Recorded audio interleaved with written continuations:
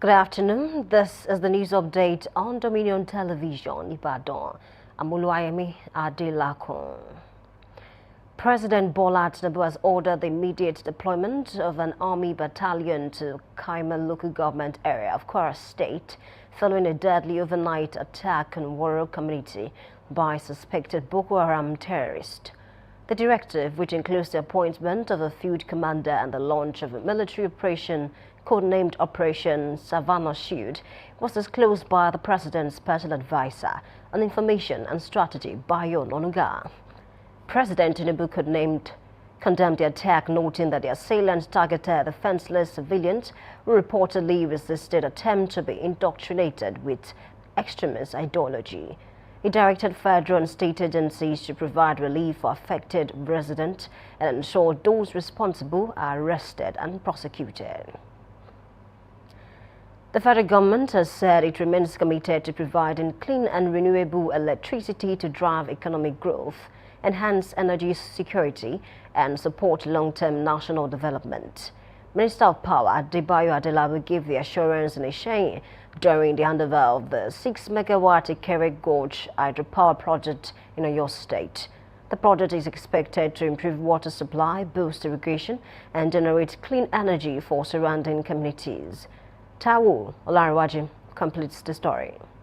The heart of Oyo State stands the Ikere Gorge Dam, a 690 million cubic meter national asset conceived in the late 1970s to generate electricity, irrigate farmlands, and supply potable water to communities across the state and its environs. However, decades of political transitions, funding gaps, and prolonged neglect have left the dam in a state of abandonment, falling far short of its original promise. Speaking during the handover of the 6-megawatt Ikere Gorge hydropower project in Oyo State, expected to provide effective water supply, irrigation, and clean energy, the Minister of Power, Adebayo Adelabu, announced that the 6-megawatt hydropower plant at the Ikere Gorge Dam will be rehabilitated through a public-private partnership arrangement.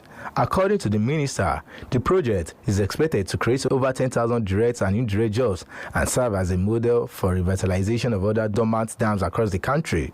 It is a strategic intervention that underscores the federal government's unwavering and commitment under the renewable agenda of President Bola Ahmed Tinubu, GCFR, to advance energy access, stimulate electricity market development, deepen power sector reforms, attract private investment, and unlock the vast renewable energy potential in the country.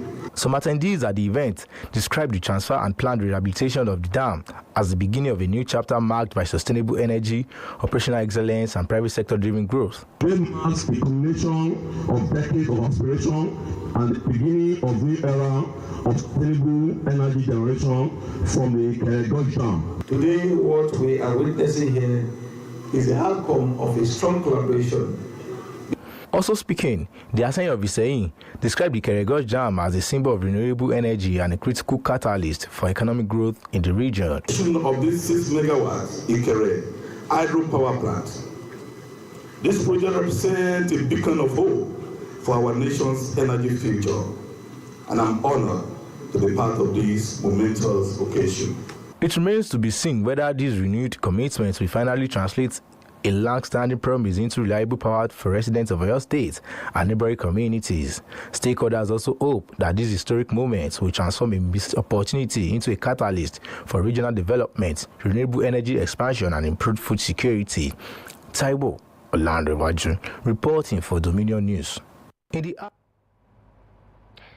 House of Representatives ad hoc committee investigating agricultural subsidies and intervention funds has criticized the continued disregard for its invitations by some government agencies and financial institutions. At an investigative hearing in Abuja, the committee warned that it would no longer tolerate the failure of invited institutions to honor parliamentary summons. It directed NISA Microfinance Bank, the Central Bank of Nigeria, SunTrust Bank, Stanbic IBTC Bank, and the National Bureau of Statistics to appear without fail, warning that further defiance would attract constitutional sanctions. The committee chairman, Jamo Aminu, issued the directive after repeated absences by the affected institutions despite several invitations. The Minister of the Federal Capital Territory, Nyesom Wike, said the FCT will mark its 50th anniversary during activities to celebrate the 3rd anniversary of President Bola Tinubu's administration. Wike made this known in Abuja while meeting with staff of the FCT administration as part of preparations for the territory's Golden Jubilee. He added that a committee would soon be inaugurated to plan both the FCT at 50 celebrations and President Tinubu's 3rd anniversary. On the foreign scene, Kenya's President William Ruto has announced new tax relief measures aimed at easing the cost of living for low and middle-income earners. Under the new proposal, Kenyans earning 30,000 shillings and below per month will be exempt from income tax, while those earning up to 50,000 shillings will have their tax reduced to 25%. President Ruto said the move will remove about 1.5 million people from the tax net, while another 500,000 workers will enjoy a 5% tax cut. He explained that the measures are designed to boost disposable income, strengthen the middle class, and stimulate economic growth through increased spending and investment. Ukraine and Russia have begun the second day of U.S. brokered talks in Abu Dhabi. This is aimed at ending their 4-year conflict, according to Ukraine's top negotiator, Rustem Umerov. Speaking on Telegram, Umerov said the negotiations continue in the same format as the first day, including trilateral consultations, group discussions, and effort to synchronize positions. Talking sports, Super Eagles defender Olisanda has joined Libyan club Al Samar. The 28-year-old centre-back signed a 1.5-year deal with the Libyan side after leaving South African giant Orlando Pirates on a free transfer late last month.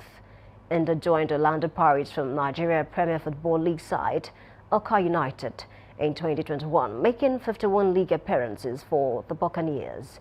He has earned 4 caps with the Nigerian national team.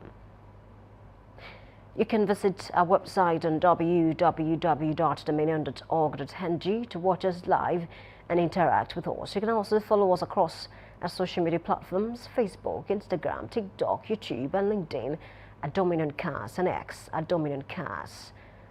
And that ends the news update on Dominion Television. I'm Oluwayemi Adelakun saying thank you for watching and good afternoon.